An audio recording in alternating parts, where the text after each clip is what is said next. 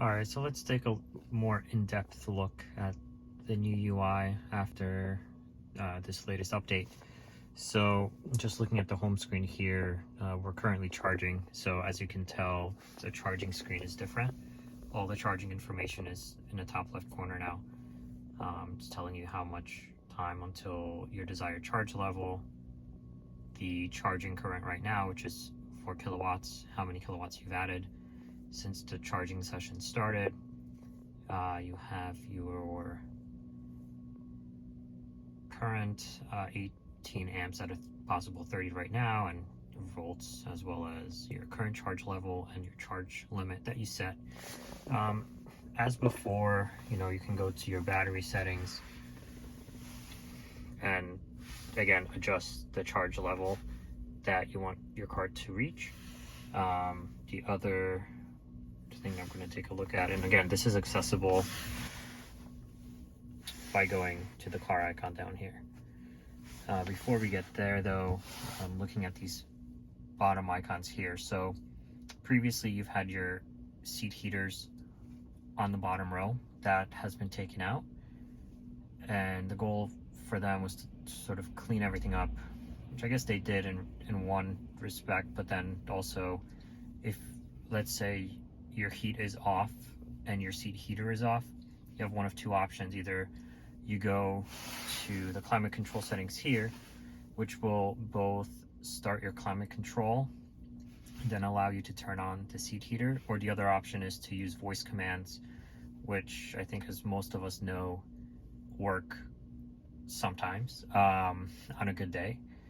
Let me show you the climate control settings that we have now. So you hit this, that'll turn on your climate control, and as before, the passenger can set their own temperature as the driver can do the same.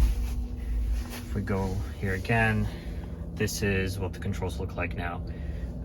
So you have your front window defroster, your rear window and mirror defroster buttons here. You can set auto. Let's go back again. Here's that seat heater button that used to be on the bottom row here and now has been moved into this section. Dog mode is there, as well as camp mode as well. You can set a schedule to preheat the car, your fan options here, as well as the recirculation button. And then if you go here, you have your rear passenger settings. In my case, I don't have the rear heated seats, so my only option is to turn on the rear fan.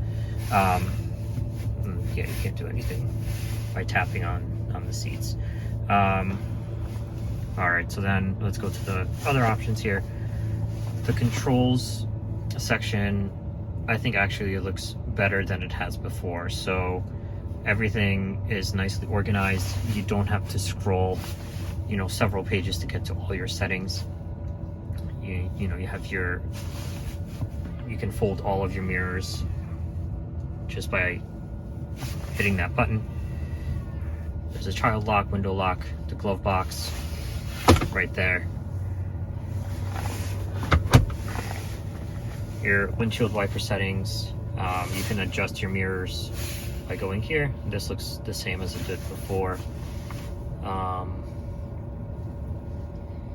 Sentry mode is currently recording, so you have those options there. You can adjust your steering wheel, and then this is the display brightness setting.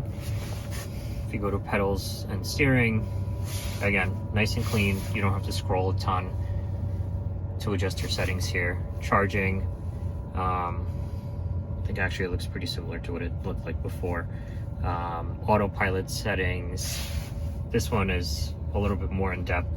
So you do have to scroll to get to your other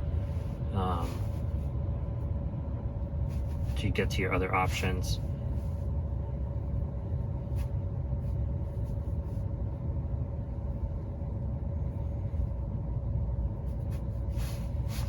Go to locks.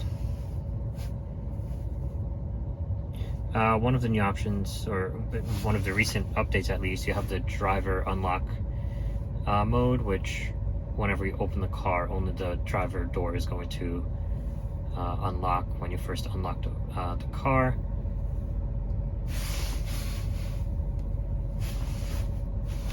The rest of that is actually the same. Go to your light settings. Auto high beam is here.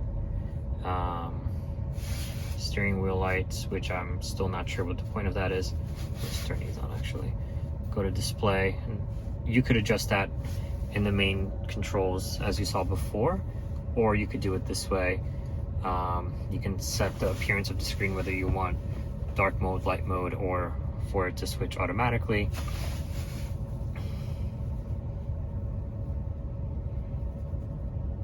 And this is actually all the same as it was before. Your trip information. So this is different. In the past, you were able to sort of swipe left or right and get to your odometer and trip information from what I remember, right? And then scroll up and down to do the same. Whereas now everything is in this trips section. You can obviously rename your trips. It tells you how much energy you've used per trip, your average energy usage per trip. Navigation, this is the same as it's been before.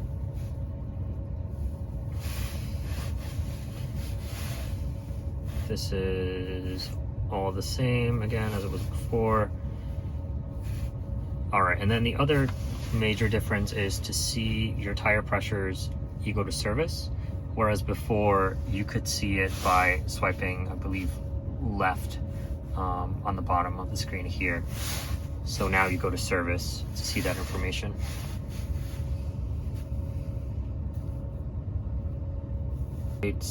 And upgrades, which I don't think this was here before.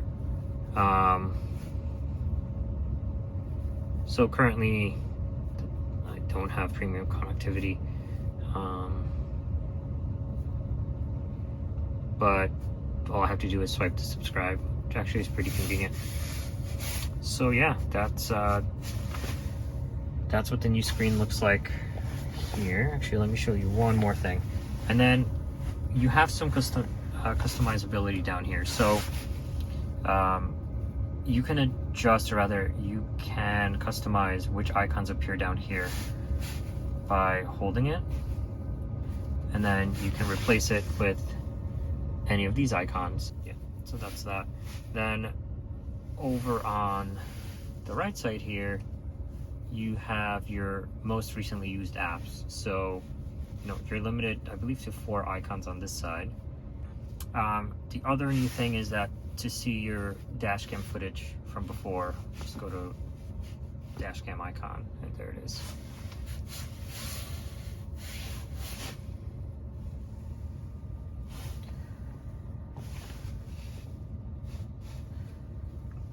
Okay, so those were the changes. I feel like it's been a very polarizing topic recently. You have people that are, happy with these changes, whereas others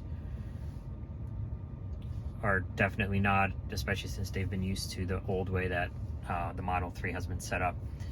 In my case, my biggest gripe with this is that it doesn't have a dedicated seat heater button, and voice recognition, like I said, is a hit or miss, and more often than not, whenever I asked the Tesla to turn off seat heater, it just cranks it up to highest setting. So a little bit counterproductive there. Anyway, let me know what you think of this update, whether or not you think it's helpful, whether or not, maybe you think that it's less efficient than it was, or a little bit clunky. I'm interested to hear what other people have to say about this. All right, see you on the next one.